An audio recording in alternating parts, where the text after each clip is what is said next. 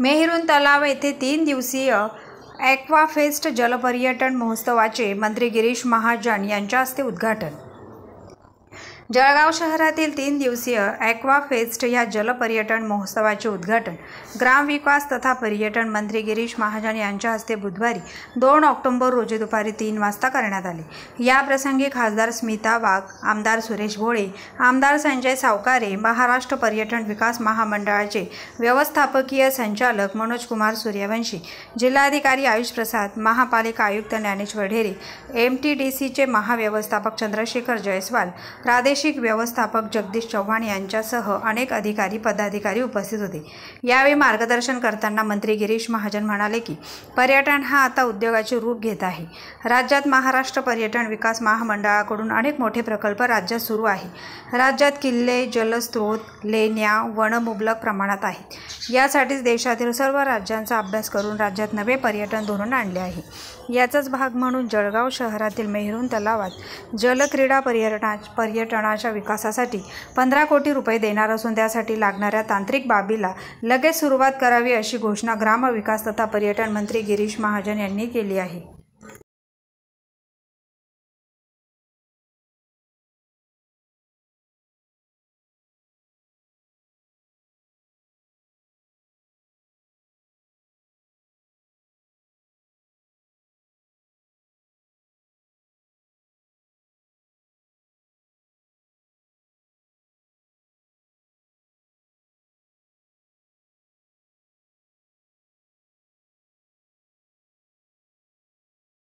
करू शकतो आणि मी तात्काळ त्यांना मंजुरी दिली।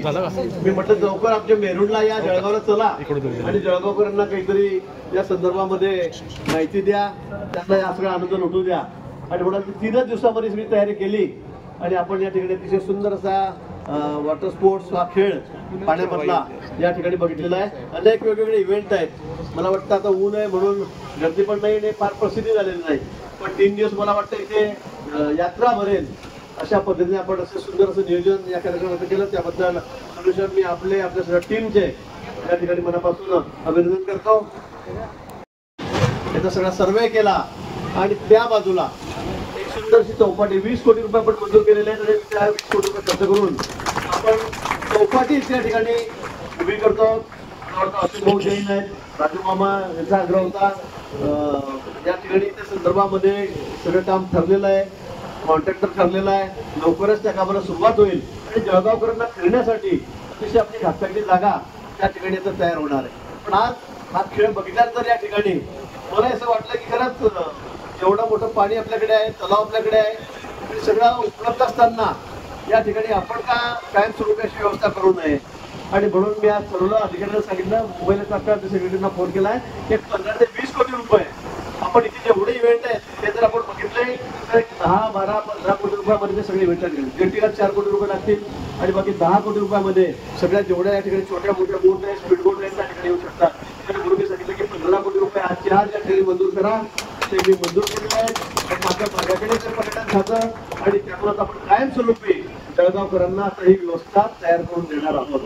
मागे 2-3 महिने लागतील, अजून 2-3 महिने लागतील, पण मला असं वाटतं की या 8 दिवसामध्ये टेंडर प्रोसेस आपण संपवून टाकू, काम कोणातरी देऊन टाकू आणि महिनाभरामध्ये 1.5 महिन्यामध्ये या ठिकाणी आपल्याला हा खेळ या ठिकाणी सुरू दिसेल। मला वाटतं जळगावकरांसाठी आनंदाची बातमी या ठिकाणी आहे असं म्हणायला या ठिकाणी हरकत नाही। आणि पर्यटनाच्या माध्यमातून मी आधी सांगितलं की पर्यटन हे खरं म्हणजे रोजगार देणारं एक साधन आहे। आर्थिक उन्नती त्याबरोबर होतेच, पण त्याबरोबरच एक पुढे रोजगार आपण या ठिकाणी बघितलं असेल तर इथे म्हणजे 50 जणांना रोजगार मिळतोय।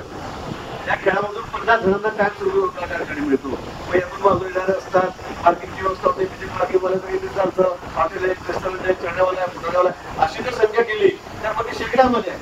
म्हणून मला वाटतं की पर्यटन हा उद्योग म्हणून आपण बघितला पाहिजे, रोजगाराचं साधन देणारा हा माध्यम आहे असं आपण त्या ठिकाणी बघितलं पाहिजे। आणि म्हणून आता आम्ही खूप चाललं, मला 1च वर्ष झालं या खात्यामध्ये घेऊन, पण 2-3 दिवसामध्ये सिंधूरला आम्ही हॉटेल ताज 5 स्टार हॉटेल आहे, 120 एकरमध्ये आम्ही त्याची सुरुवात करतो आहोत। त्याचबरोबर सिंधुदुर्गमध्ये स्कुबा डायव्हिंग त्या ठिकाणी नेव्हीकडून मी मोठी त्याची शिप आम्ही त्या ठिकाणी घेतलेला आहे। त्याच्यावर प्रक्रिया करून आम्ही ते पाण्यामध्ये सोडणार, खोल पाण्यामध्ये आणि त्यानंतर मग तिथे स्कुबा डायव्हिंग करून सगळे पर्यटक जे आहेत ते खाली जाऊन त्या ठिकाणी बघतील. त्याच्यावर अशी ट्रीटमेंट केली जाते की त्याच्यामुळे सगळे मासे, सगळे वन्य प्राणी, जे समुद्र प्राणी जे असतात ते त्या ठिकाणी आकर्षित होतात आणि ते बघण्याची चांगली संधी पर्यटकांना त्या ठिकाणी मिळते. आणि खाली पाण्याखाली जाऊन जसं आपण जमिनीवर वावरतो तसं खाली जाऊन आपण त्या ठिकाणी सगळा हा आनंद लुटू शकतो. म्हणून स्कुबा डायव्हिंग त्या ठिकाणी आपण सुरू करतो आहोत. मोमेंटो म्हणून 5 स्टार हॉटेलला गेल्या 30 वर्षापासून अडचणीमध्ये होतं, त्याला पूर्ण परवानगी आपण दिल्या. त्याची सुरुवात आपण त्या ठिकाणी केलेली आहे. 2-3 दिवसामध्ये उद्घाटन आमच्या हातून त्या ठिकाणी आहे. माननीय मुख्यमंत्री, उपमुख्यमंत्री त्या ठिकाणी येणार आहेत. हॉटेल ताजचा पायाभरणीचा कार्यक्रम त्या ठिकाणी आम्ही करतोय. 30-30 वर्षापासून या प्रकल्पाला घडलेले होते. आता आम्ही खूप मागे लागून मेहनत करून या 4-6 महिन्यामध्ये त्यांना या ठिकाणी परवानगी दिलेल्या आहेत. महाराष्ट्रानुसार टुरिझमच्या दृष्टीने विषय महत्वाचा प्रदेश आहे. तिथे सगळं काही आहे. तिथे लेण्या आहेत, तिथे प्राचीन मंदिरं आहेत, तिथे अभयारण्य आहेत, तिथे थंड हवेची ठिकाणं आहेत, तिथे लेण्या आहेत, तिथे सगळं काही आहे. वॉटर बॉडी त्या ठिकाणी आहेत. अजिंठा एलोरा सारखे ठिकाणं ते प्रसिद्ध आहे या ठिकाणी. आणि म्हणून मला असं वाटतं की पर्यटनाला जर आपण थोडी चालना दिली तर यातून खूप चांगला रोजगारही निर्माण होऊ शकतो. आणि म्हणून आमचा हा प्रयत्न या ठिकाणी आहे. गोव्यासारखं छोटंसं राज्य आहे, सिंधुदुर्गपेक्षाही त्याचा समुद्रकिनारा छोटा आहे. आपल्याला 750 किलोमीटरचा समुद्रकिनारा महाराष्ट्राला आहे. पण दुर्दैवाने आमच्याकडे आजपर्यंत कोकणामध्ये समुद्रकिनाऱ्यावर एकही 5 स्टार हॉटेल नव्हतं, एकही नव्हतं. आता त्याची सुरुवात आम्ही केली. मोमेंटो तर सुरू होते उद्या परवा. ताज हॉटेलची सुरुवात त्या ठिकाणी होते.